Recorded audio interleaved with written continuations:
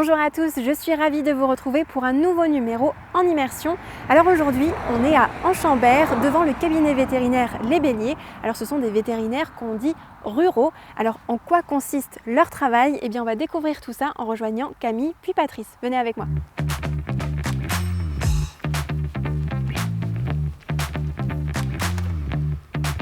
Bonjour. Bonjour, bienvenue au cabinet Les Béliers. Merci beaucoup, je suis ravie d'être ici. Merci d'être venue. Alors ici, on m'a dit que c'était un cabinet vétérinaire rural. Oui. Donc est-ce que vous pouvez m'expliquer un petit peu ce que c'est la différence avec un cabinet vétérinaire classique? Alors, le cabinet vétérinaire rural, à dominante rurale, va faire plutôt des animaux de rente, donc des gros animaux, des bovins, mais aussi des moutons, des chèvres, des poules, des chevaux et aussi un petit peu de chiens et chats. Mais contrairement au cabinet classique, c'est pas l'activité principale. Ok. Et du coup, comment sont composées un petit peu vos journées? Alors, nos journées, déjà, on est deux à travailler, donc Patrice, mon collègue et moi-même. La journée est faite qu'il y a toujours une personne disponible pour les urgences, que ce soit une urgence pour un gros animal ou pour un chien ou pour un chat. Et l'autre est en rendez-vous, donc ça peut être des vaccinations, des séquences de prise de sang sur des animaux. Voilà, donc il y a une personne qui ne sera pas dérangée, qui peut faire son travail sans être perturbée, et l'autre qui des fois n'a pas de travail parce qu'elle attend les coups de téléphone et qui des fois, la plupart du temps quand même va faire les visites au fur et à mesure que les éleveurs appellent ou qu'il y ait des soucis qui se passent. Alors aujourd'hui, je sais qu'il y a beaucoup de rendez-vous et notamment dans des fermes du secteur. Donc on va vous suivre un petit peu pour découvrir tout ça avec vous et les coulisses de votre métier. Avec plaisir. C'est parti.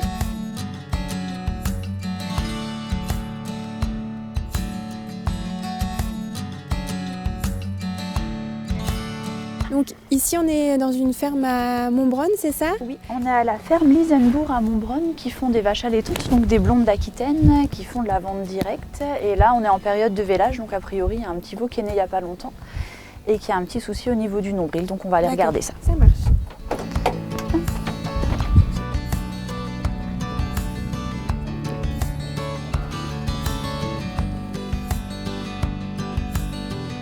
Les vaches, quand elles viennent de véler, elles ne sont pas toujours très faciles, elles protègent le veau, donc voilà, il faut faire attention, il faut prendre des précautions. Donc c'est pour ça que là, vaut mieux là, on va sortir le veau, ouais, pour pas s'en occuper avec la vache. Il est né quand? Cette nuit.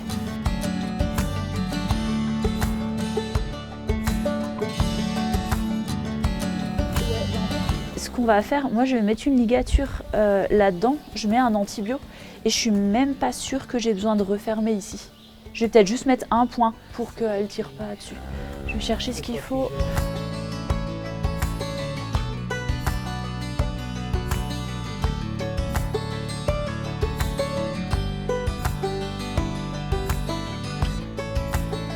Et du coup je lui fais juste une injection d'antibio dans le cordon. Et après, normalement, ça va aller. Il faudra juste surveiller que ça ne devienne pas trop gros. Tu vois, tu les ressors pas si? Non, il va rester. Donc là, je fais l'ordonnance. Ok. Pour chaque traitement fait sur un animal, il faut marquer le nom de l'animal, le délai d'attente pour la traçabilité de la viande après. D'accord. Vous venez de soigner un petit veau. C'est ça. Ça vous arrive régulièrement justement d'aller voir des nouveau-nés comme ça? Oui, généralement on intervient sur les veaux, c'est essentiellement des nouveau-nés parce que c'est eux les plus fragiles, c'est au moment du vélage où il y a le plus gros stress, où il peut y avoir des soucis, jusque dans les 15 premiers jours. Quand les 15 premiers jours sont passés, généralement on n'a plus trop besoin de nous, mais voilà, dans les 15 premiers jours en néonatalité, il y a pas mal de choses à faire. Donc, oui. Et donc là c'était une urgence, j'imagine qu'il vous a Alors appelé. c'était relativement urgent, pas à la minute, il m'a appelé ce matin, il devait être 8h15. Ça reste urgent parce que le cordon est complètement sorti et que si la vache continue à lécher, après si les intestins sortent, là ça peut être vraiment plus ennuyeux. Donc c'est une urgence dans l'heure ou dans les 2 heures. D'accord. Voilà, max dans la demi-journée. Ça marche. Donc là c'est parti pour le prochain Là rendez-vous, c'est c'est parti ça? pour le prochain rendez-vous, on va aller faire des échographies. On se rejoint là sur place.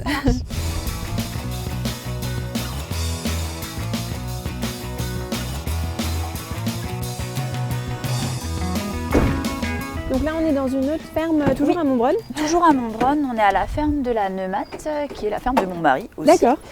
Ça tombe bien. Et on va faire des échographies sur des vaches qui ont été échographiées déjà gestantes, mais qui ont eu des comportements de chaleur.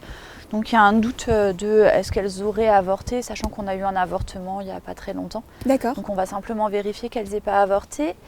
Et on va aussi faire des injections de vitamines à des vaches qui vont être taries, donc qui vont véler d'ici 2 mois, pour que le veau soit bien dynamique à la naissance. D'accord.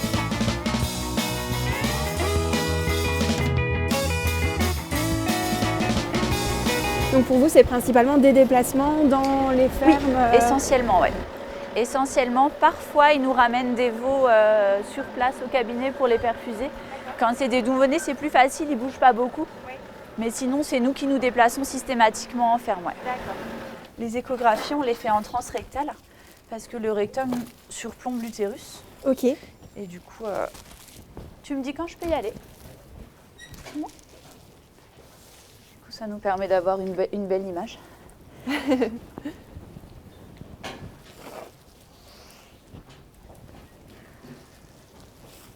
Elle est toujours pleine. Là, on voit les cotylédons sur l'écho. Attends, je te dis si... Donc là, le veau est trop gros pour qu'on voit le veau lui-même. On voit le placenta et le liquide. D'accord. Là, j'ai un petit morceau de veau. Là, ouais, il est vivant, il gigote. Et effectivement, on est à 4-5 mois, ouais.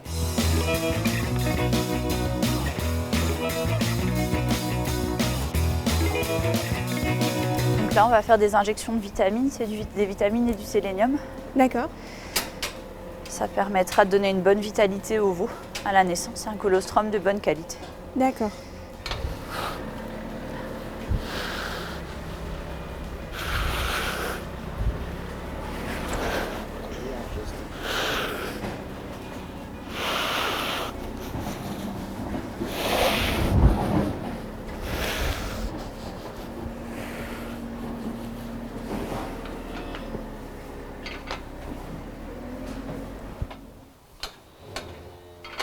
Donc ça reste des grosses bêtes et ça reste quand même relativement dangereux.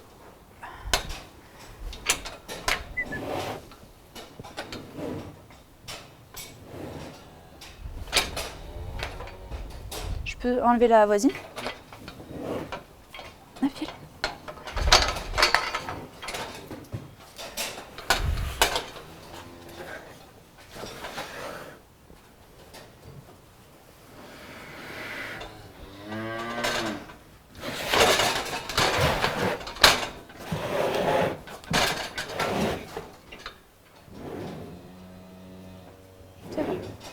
Camille, on le voit, vous allez vraiment à la rencontre surtout des agriculteurs, etc., moins en cabinet. Essentiellement, oui. Et pourquoi vous avez voulu faire justement ce choix en tant que vétérinaire Alors moi, je ne suis pas du tout issue du milieu agricole et ça a été une révélation. J'ai fait des stages de 3e comme tous les collégiens.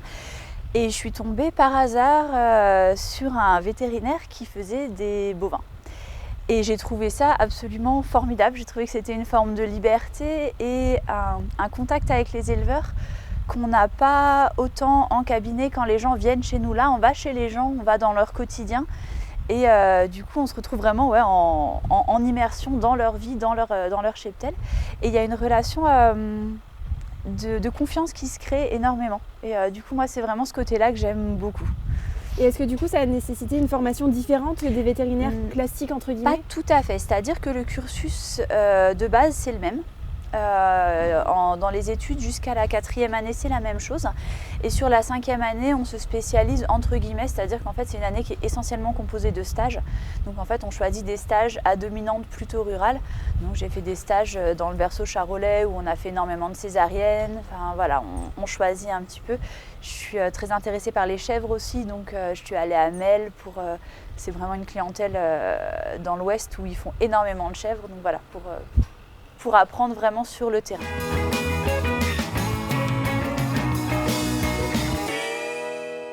Comme on se déplace, on a besoin d'avoir tout sous la main. Donc ça, c'est des meubles qui sont conçus exprès. Les portes, elles ne s'ouvrent pas. Parce que sinon, quand on freine, il y a tout qui s'ouvre. Donc on a un petit tiroir où on a les ordonnances.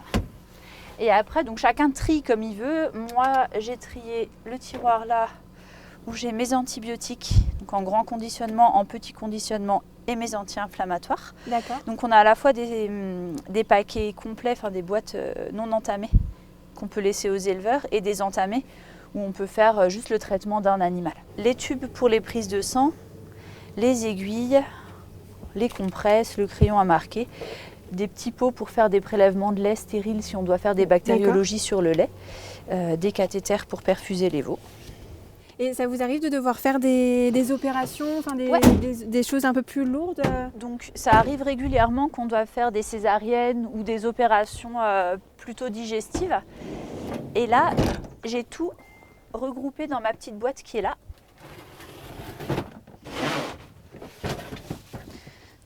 Donc là, elle a un peu servi ce matin, donc elle n'est pas rangée et pas propre. Mais du coup, dans la boîte qui est là, j'ai à la fois le fil, les anesthésiques, les antibiotiques et tout ce qu'il faut comme matériel pour opérer. D'accord. Donc ça, Donc vous là, faites aussi directement sur place? Directement sur ferme et après on renettoie le matériel. Là, en rentrant tout à l'heure, je nettoierai la boîte complètement.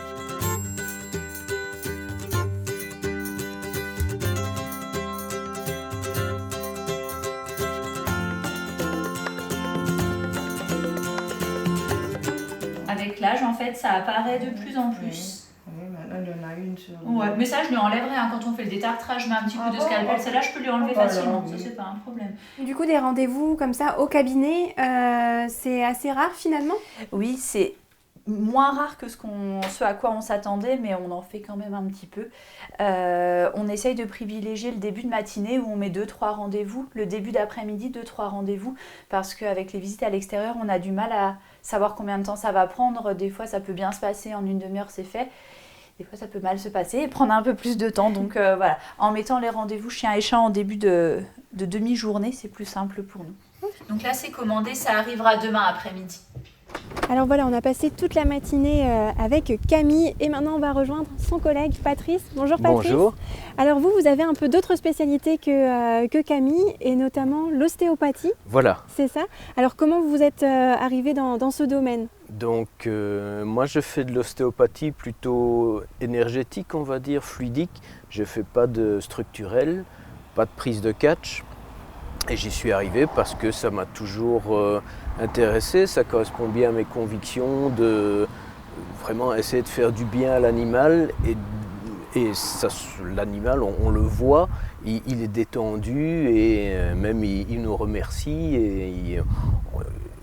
J'ai un animal qui n'est pas stressé, je suis venu, je lui ai fait du bien, voilà, ça correspond bien à la conception que j'ai de mon métier, quoi. Et donc l'ostéopathie est pratiquée entre guillemets dans quelles circonstances? Est-ce que c'est pour un animal qui est malade ou pour lui juste le déstresser comme vous disiez? Alors ça peut être les deux options, soit parce qu'il y a un animal qui est malade, blocage du dos ou un spasme ou même des coliques. Et ça peut aussi, on peut aussi le faire en séance d'entretien pour lui assurer un bon équilibre, un bon tonus plusieurs fois dans l'année, quoi. Ok, donc là justement vous allez vous occuper d'un cheval, c'est ça? Voilà. Donc on va à l'écurie juste à côté. Voilà, juste à côté. C'est parti. Ok.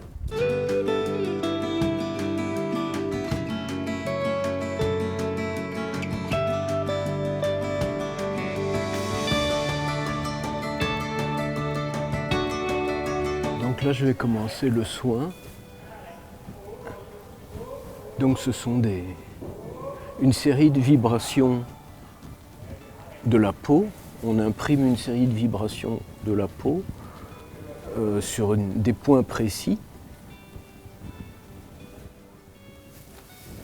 En principe, une fois que l'animal a compris que ce qui se passe, il apprécie, il se détend et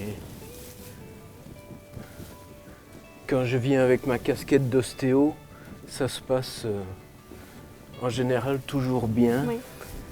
Quand j'ai la casquette de veto, c'est pas toujours le cas. C'est différent. Quand il voit la seringue ou Oui. l'aiguille, voilà. Si vous avez déjà fait des soins, massage aux pierres chaudes, des choses comme ça, le cheval se sent exactement dans la même situation que pour nos massages à nous. D'accord.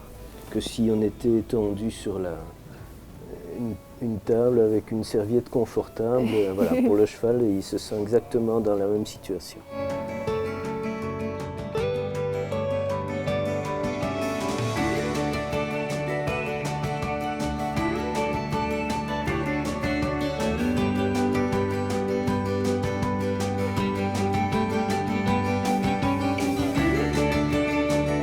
donc la séance d'ostéopathie Donc maintenant voilà, la terminée. séance est terminée.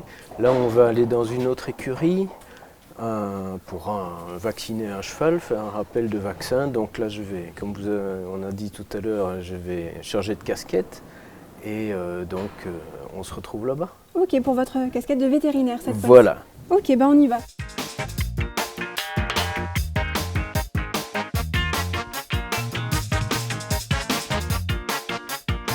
Là, on est toujours dans une écurie, mais cette fois à Sarreguemines, Voilà, c'est là, ça? on est à Sarreguemines. Donc, vous avez vu qu'il faut faire une partie de notre boulot, c'est beaucoup de déplacements. Oui, parce que justement, vous couvrez quel territoire Voilà, on couvre d'Enchambert un rayon de 25 km autour d'Enchambert. D'accord, donc parfois beaucoup de Voilà. déplacements Donc aussi. parfois beaucoup de déplacements. Et donc là, on fait un rappel de vaccin D'accord. Du mois dernier. On refait son rappel là. Et voilà. Ok, ben je vous laisse faire. Ok, ça va, il s'est remplumé un petit peu Ouais. depuis la dernière fois. Ouais. Donc je fais une petite auscultation avant, voir si tout va bien, si le cheval est en bonne santé, s'il est prêt à recevoir le vaccin.